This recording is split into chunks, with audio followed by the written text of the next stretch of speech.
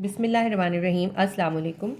Chemistry class 10 में हम chapter कर रहे हैं बायोकेमिस्ट्री। बायोकेमिस्ट्री में आज हम एक बहुत इंपॉर्टेंट टॉपिक करेंगे।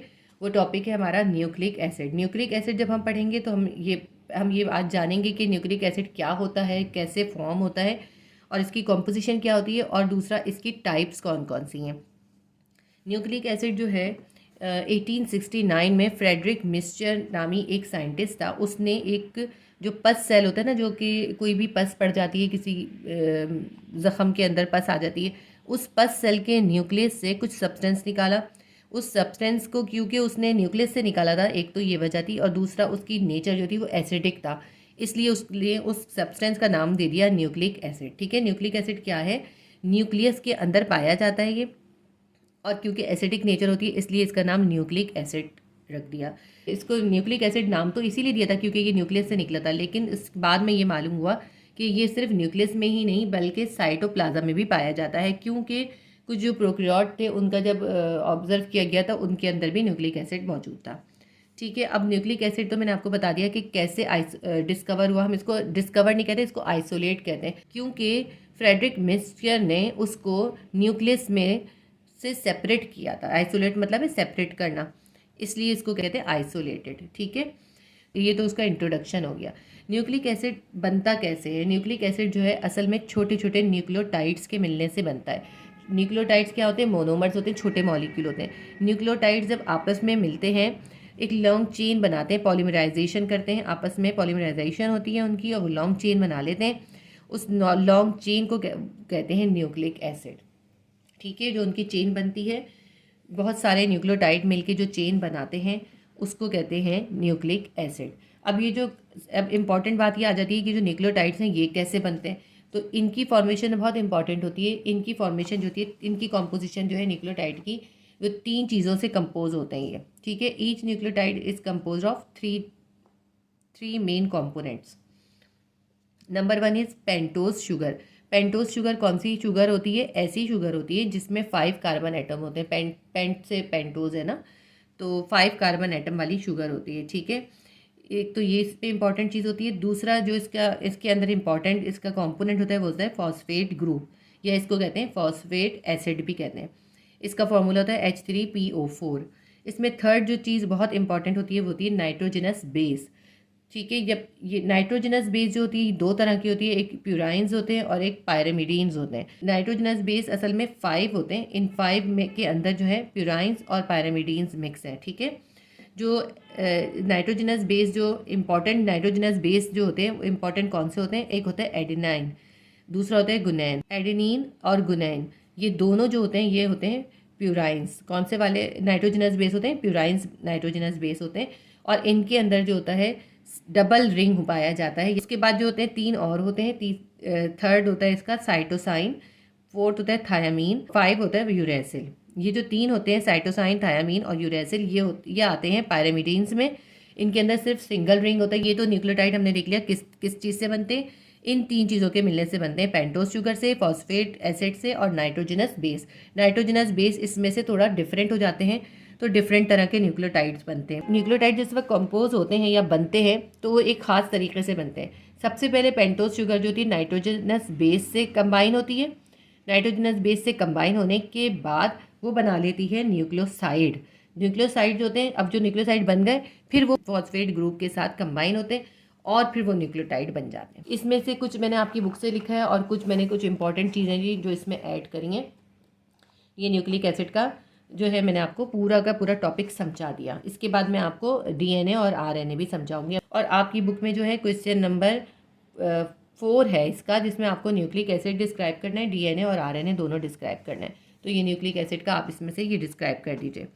सबसे पहले हम देख लेते हैं इसका न्यूक्लिक एसिड का introduction. In 1869 Friedrich Miescher isolated the substance from the nucleus of pus cell as it has acidic nature, thus it is called nucleic acid. Friedrich Miescher ने आइसोलेट करा था पस सेल के न्यूक्लियस से एक substance को, क्योंकि उसकी एसिडिक नेचर थी तो इसलिए उसका नाम जो है न्यूक्लिक एसिड रखा गया।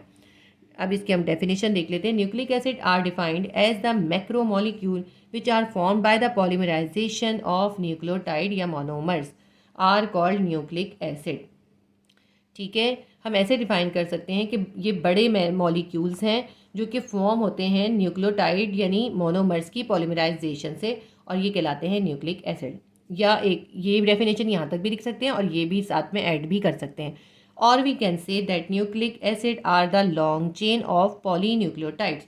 हम ये भी कह सकते हैं न्यूक्लिक एसिड असल में लंबी सी चेन होते हैं बहुत सारे न्यूक्लियोटाइड्स की, in which mononucleotides are link to each other, जिसमें एक एक न्यूक्लियोटाइड जो होता है वो आपस में लिंक कर रहा होता है, जुड़ रहा होता है। Composition of nucleotide, each nucleotide is compose of number 1 pentose sugar, number 2 phosphate group या phosphate acid, number 3 nitrogenous base. अब nitrogenous base are of type, number 1 is adenine, number 2 is गुनैन।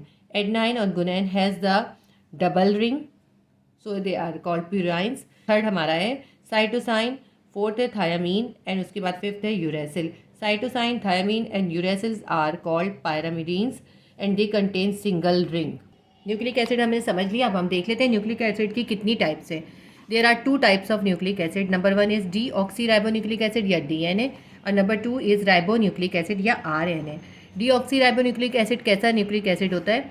It is made by deoxy ribose sugar, thus it is called deoxy ribonucleic acid.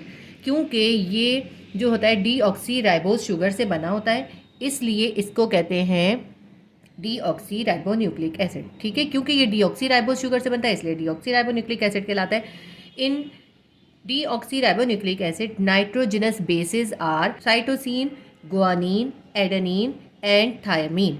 DNA में या D oxy ribonucleic acid में जो nitrogenous bases होते हैं वो कौन से होते हैं? साइटोसिन और गुआनिन और एडेनिन एंड थायामीन। साइटोसिन जो होता है वो गुआनिन के साथ ट्रिपल बॉन्ड बनाता है एंड एडेनिन जो होता है वो थायामीन के साथ डबल बॉन्ड बनाता है। और ये जो बॉन्ड बनते हैं ये हाइड्रोजन बॉन्ड होते हैं। मैं आपको ये दो शुगर बना के बता दूं कि डी ऑक्सी राइबोज जो शुगर होती है वो कैसी होती है। देखें, ये एक पेंटोज हमने शुगर बनाई, ठीक है, ये पेंटोज शुगर बनी, इसमें एक तरफ फॉस्फेट ग्रुप अटैच होता है, ये शुगर है, और यहाँ पे इसके साथ जो होता है वो नाइट्रोजनस बेस होता है। ठीक है, ये नाइट्रोजनस बेस इनमें से कोई भी होगा, नाइट्रोजनस बेस। ये नाइट्रोजनस बेस जो होता है इन चारों में से कोई भी हो सकता है। और यहाँ पे जो होता है इसके साथ यहाँ पे एच होता है, यहाँ पे ओ नहीं होता, तो ये होता है डी ऑक्सी राइबो शुगर। ठीक है, क्योंकि इसके अंदर ऑक्सीजन नहीं होता इसलिए इसको कहते हैं डी ऑक्सी राइबो शुगर। तो डी ऑक्सी राइबोस शुगर जब फॉस्फेट और नाइट्रोजनस बेस के साथ मिलकर न्यूक्लियोटाइड बनाता है, और न्यूक्लियोटाइड से जो न्यूक्लियोटाइड आपस में ज्वाइन होकर जो चेन बनाते हैं वो होती है डीएनए या डी ऑक्सी राइबोन्यूक्लिक एसिड की।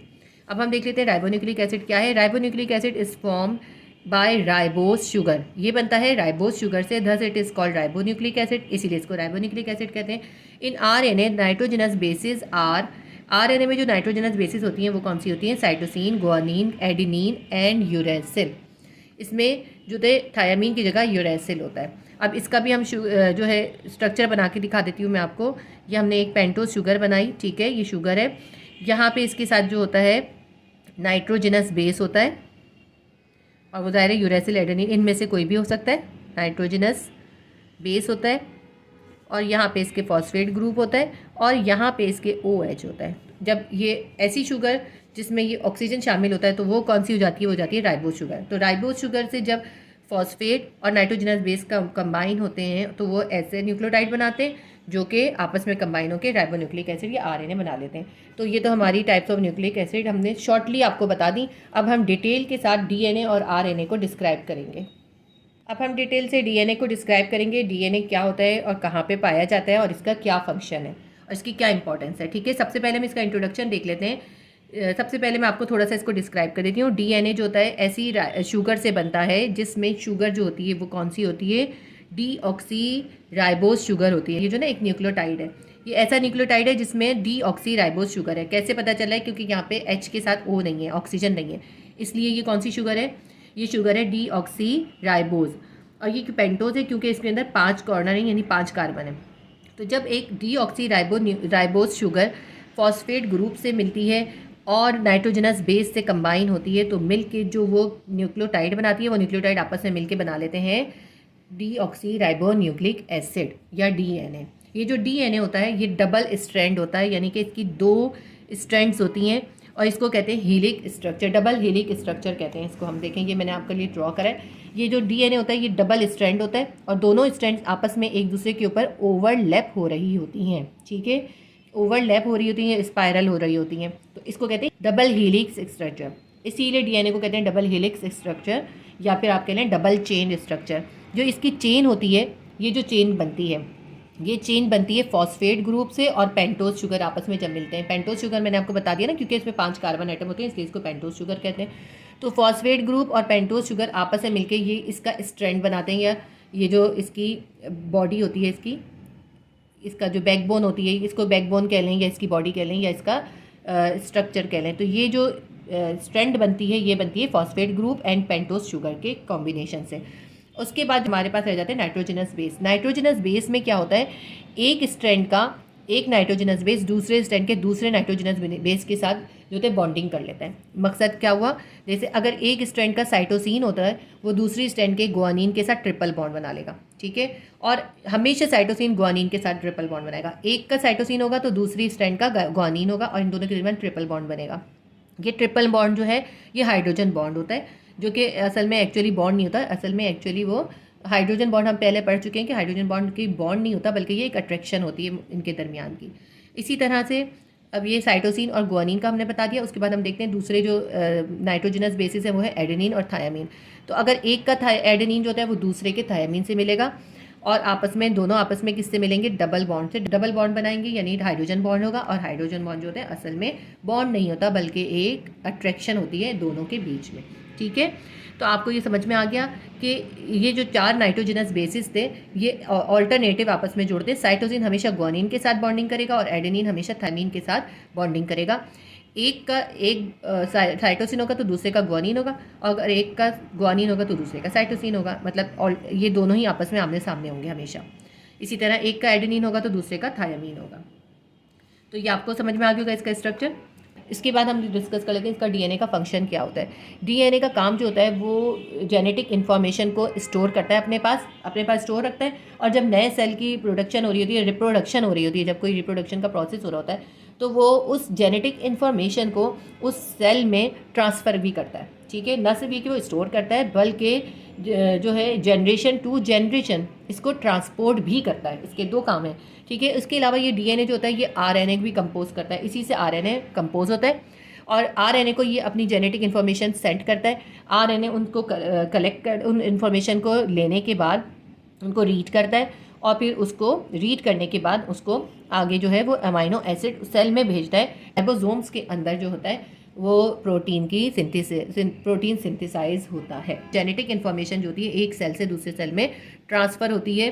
डीएनए अपने पास स्टोर रखता है, आरएनए को भेजता है और आरएनए जो होता है उसको ट्रांसफ़र कर देता है फिर राइबोसोम्स के पास, जहाँ पे प्रोटीन की फॉर्मेशन होती है। कुछ चीज़ें इसके अंदर जो है मैंने अपने पास से लिखी हैं, ज़्यादातर आपकी बुक्स हैं। अब हम देख लेते हैं कि हमें डीऑक्सी राइबोन्यूक्लिक एसिड या डीएनए को कैसे डिस्क्राइब करना है। इंट्रोडक्शन लिखते हैं। Deoxy ribose sugar is found in DNA. DNA में डीऑक्सी राइबोज शुगर पाई जाती है। J Watson and F Crick identified its structure in 1953। J Watson ने और एफ क्रिक ने सबसे पहले 1953 में इसका स्ट्रक्चर आइडेंटिफाई करा। स्ट्रक्चर ऑफ डीएनए या कॉम्पोजिशन भी लिख सकते हैं। It is 2 chain double stranded molecule with length, ठीक है। ये मॉलिक्यूल लिखना मैं भूल गई थी, मैंने ऊपर लिखा है, आप इसको ले लीजिएगा। मॉलिक्यूल से बनी हुई लंबी सी डबल चेन होती है, ठीक है। ये मॉलिक्यूल से बनी हुई लंबी सी डबल चेन होती है। Sugar, phosphate and a base make up each chain. और ये जो चेन होती है, हर चेन, दोनों चेन्स जो होती हैं वो 3 चीज़ों से मिलकर बनती हैं, शुगर से, फॉस्फेट से और एक बेस से। मैंने आपको बताया ना, ये शुगर, ये फॉस्फेट ग्रुप और ये बेस या नाइट्रोजनस बेस, ठीक है।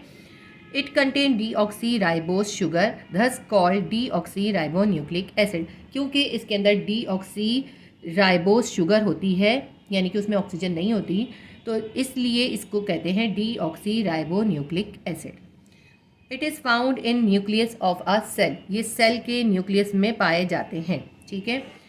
DNA has double helix structure.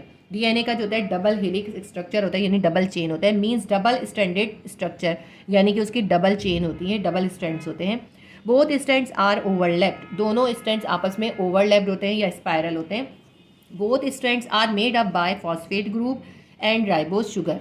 दोनों स्ट्रैंड जो है वो किससे मिलके बनते हैं, फॉस्फेट ग्रुप से और राइबोज शुगर से ऑफ न्यूक्लियोटाइड के। ठीक है, ये पूरा जो स्ट्रक्चर है ना ये न्यूक्लियोटाइड का है। तो ये आपस में न्यूक्लियोटाइड जुड़ते जाते हैं और जो है न्यूक्लिक एसिड बनाते जाते हैं। These strands are join together by nitrogenous base. ये स्ट्रैंड्स आपस में ज्वाइन होते हैं नाइट्रोजनस बेस के जरिए। साइटोसिन में triple bond with guanine of other strand. एक स्ट्रैंड का साइटोसिन जो होता है वो दूसरे स्ट्रैंड के गुनाइन के साथ मिलकर ट्रिपल बॉन्ड बनाता है।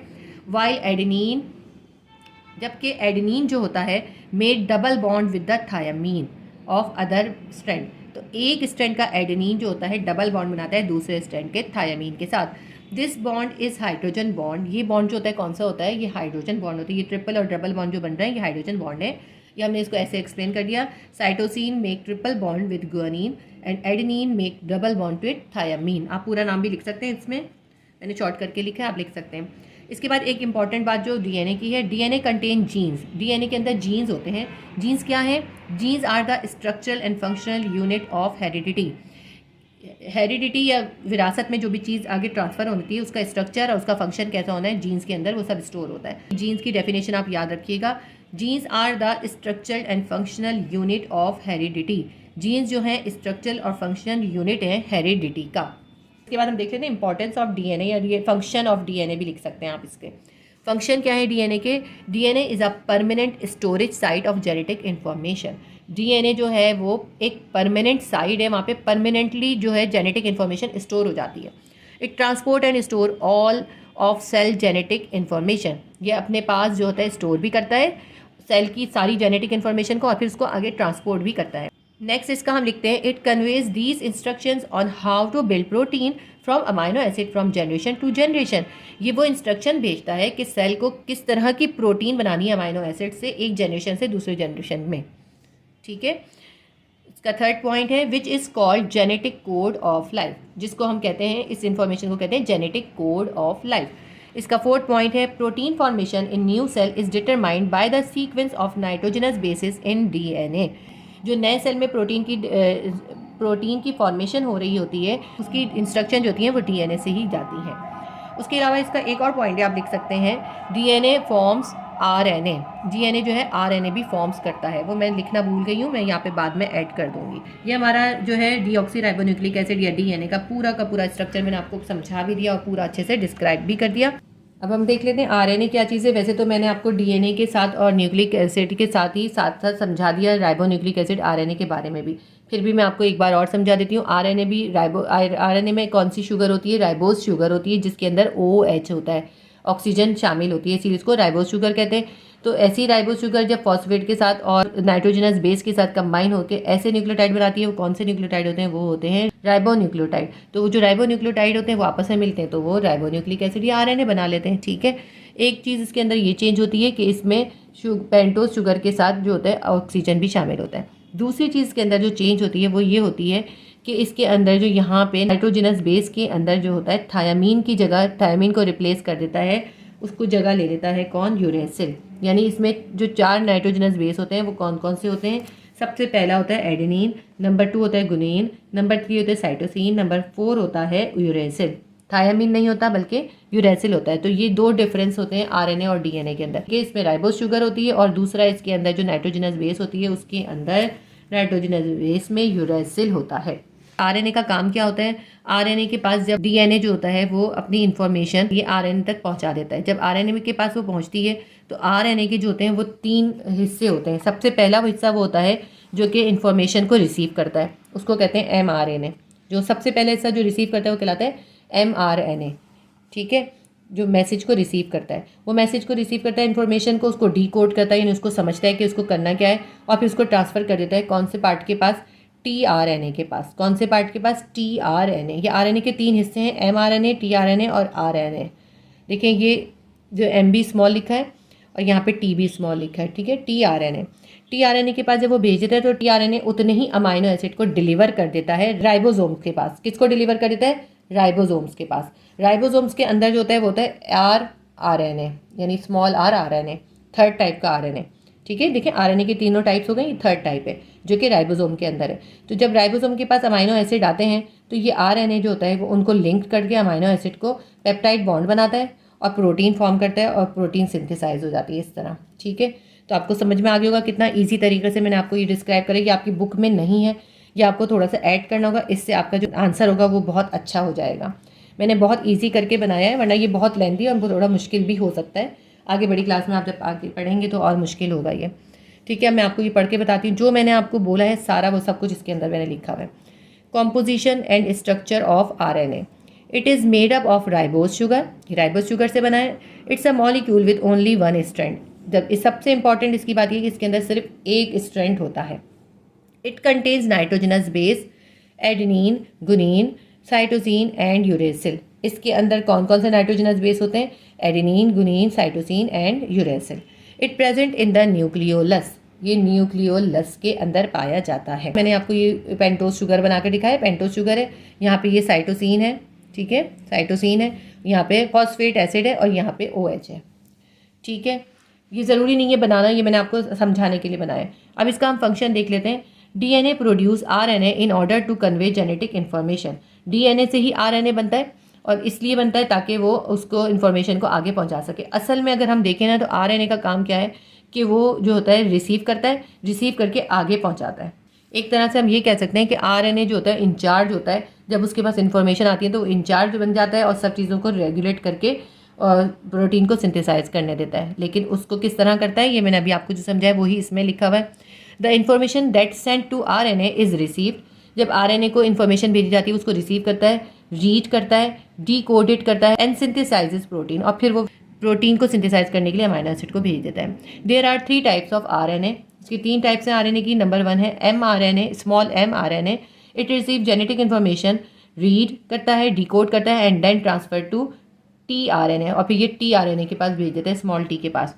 tRNA deliver amino acid, tRNA का मतलब है ट्रांसपोर्ट करने वाला RNA। तो ये ऐसे tRNA के पास भेजते हैं। tRNA का काम क्या होता है? वो अमाइनो एसिड को डिलीवर कर देता है, यानी कि ट्रांसफर कर देता है राइबोसोम के पास। ठीक है, tRNA deliver amino acid to ribosomes. अब राइबोसोम्स में जब पहुंच गए, in ribosomes there are RNA। Ribosomes के अंदर जो होता है स्मॉल r RNA होता है, विच लिंक्ड अमाइनो एसिड, जो क्या करता है अमाइनो एसिड को आपस में ज्वाइन कर देता है। ठीक है, जब अमाइनो एसिड आपस में ज्वाइन होते हैं peptide bond is formed and protein is synthesize, और प्रोटीन सिंथेसाइज हो जाती है। देखिए कितना सिंपल सा इजी सा फंक्शन मैंने आपको करके बताया। तो हम ये कह सकते हैं कि असल में RNA जो है वो इंचार्ज होता है प्रोटीन सिंथेसाइज करने का। ठीक है ना, देखें सारा इंचार्ज की तरह काम करते हैं, मैसेज रिसीव करना, फिर ट्रांसफ़र करना और फिर मतलब फॉर्म करना। शॉर्टली मैं आपको बताती हूँ कि DNA और RNA में क्या डिफरेंस होता है। इसको हम डिफरेंस की तरह भी लिख सकते हैं। DNA is compose of deoxy ribo nucleotide. DNA जो होते हैं कैसे न्यूक्लियोटाइड से मिलके बनते हैं? जो कि डीऑक्सी राइबो न्यूक्लियोटाइड होते हैं उनसे मिलके बनता है। जबकि RNA जो होता है, RNA is compose of ribo nucleotide. RNA जो होता है राइबो न्यूक्लियोटाइड से मिलके बनता है।